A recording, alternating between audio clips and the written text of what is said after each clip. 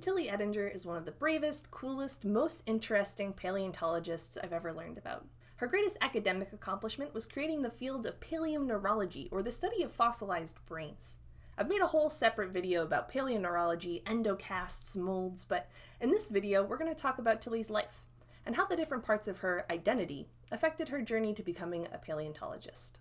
In order to do this, we're going to have to understand advantages and disadvantages. If we were on a fossil hunt, and one group had hiking boots and shovels and pickaxes and books and maps, and the other group had a spoon, one group would have an advantage and the other group would have a disadvantage. A disadvantage is a condition or situation that makes it more difficult to succeed. Now, if you're looking into the Daring to Dig exhibit, you're probably already familiar with the first part of Tilly's identity we're going to talk about, her gender identity. Gender is how somebody identifies, as a girl, a boy, neither, or both. And historically, men were the only gender who were allowed to be paleontologists. Because of this, Tilly's gender as a woman was a disadvantage. In the 1920s, when she started her career, women were often limited to very specific gender roles, meaning they were discouraged from climbing, digging, teaching, basically doing anything outside of what society expected them to do. Through decades of pioneering and activism, women have pushed through those boundaries, and there are more women in paleontology than there's ever been. But even still, if a woman or a non-binary person joins the field, they might face discrimination or unfair treatment because of their gender identity. Tilly was able to pursue science despite some of the discrimination she might face as a woman, in part because of her second identity, her class identity, or social and economic status. Like a lot of the women in this exhibit, Tilly was born into a wealthy family that supported her. Her father was a prominent neurologist or brain scientist, which inspired Tilly's interest in neuroscience.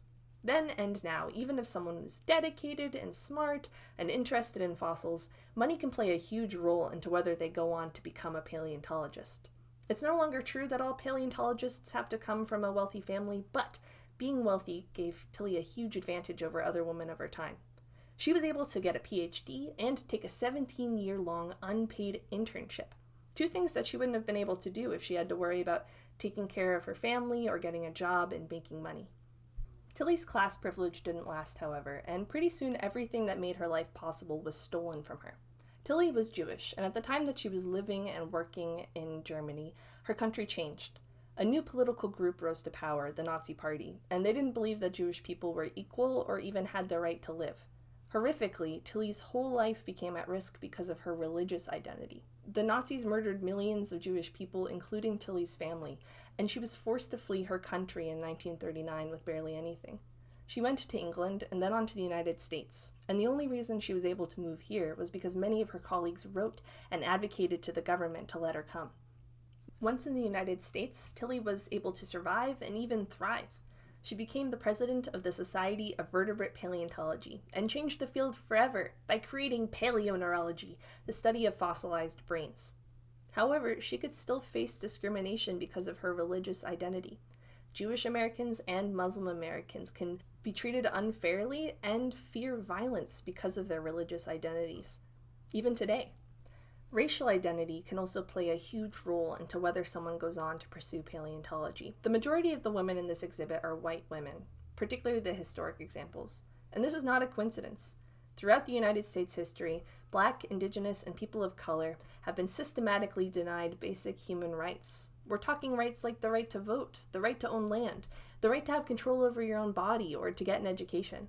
And because of this, Black and Indigenous women in particular face a lot of discrimination, both for their racial identity and their gender identity. There are more scientists of different racial and ethnic backgrounds in the United States than there were in the past, but those scientists have to overcome bigger obstacles, like structural efforts to keep them out.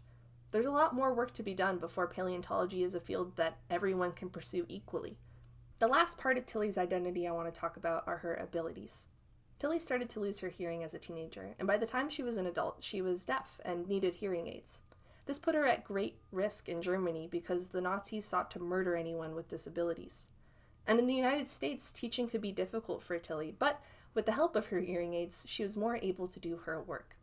Most of the women in this exhibit are people without disabilities, which means that they didn't face the same kind of obstacles Tilly did on her scientific journey. And today, more than ever, there are ways for scientists with disabilities to pursue their goals. But there's still more work to be done to make paleontology accessible for everyone. When you look at your own life, you might notice your own set of advantages and disadvantages. One of the hard things about privilege, or advantages, is that it's sometimes hard to notice. One way to find if you have a privilege is to think if there are parts of your identity you don't usually have to pay attention to. If you haven't had to worry about your gender, race, religion, class, disability in a doctor's office or a classroom, then you might be privileged in one of those areas.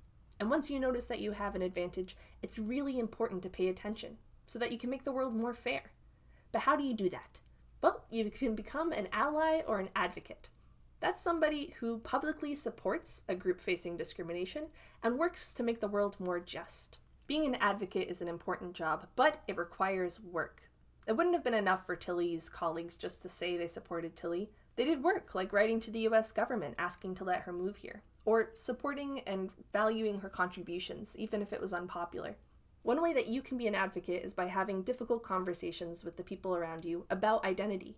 If you notice a group is being excluded or isn't represented, you should speak up to your friends, your teachers, your bosses, your parents. This might be uncomfortable, but it's really important. Being an ally also means practicing active listening. Really hearing the needs of people who have been kept at a disadvantage is the easiest and best way to know how to make positive changes. And it's okay if someone different than you challenges the way that you think. That's how we learn. That's how we grow. Even just understanding your own identity can be a good step towards becoming an ally. Once you start noticing how race, gender, religion, ability, and class play a role in your own life, it might be easier to notice around you. The more accessible paleontology becomes, the better the science will be. Tilly had to overcome a lot of obstacles in order to become a paleontologist, and she changed the field forever. Imagine how many paleontologists we've missed out on in history because they were excluded for their race, gender, ability, religion, or anything else. To solve big scientific puzzles, we need all kinds of ideas and imaginations. The more kinds of different people we have in science, the more different kinds of ideas we'll have too. Though Tilly began her career as a paleontologist 100 years ago, the struggles she faced are still very real today. Some of you might feel like Tilly, facing a lot of obstacles in order to pursue your goals.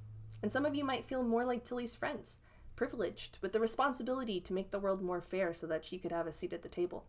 And some of you might feel like both, depending on the day.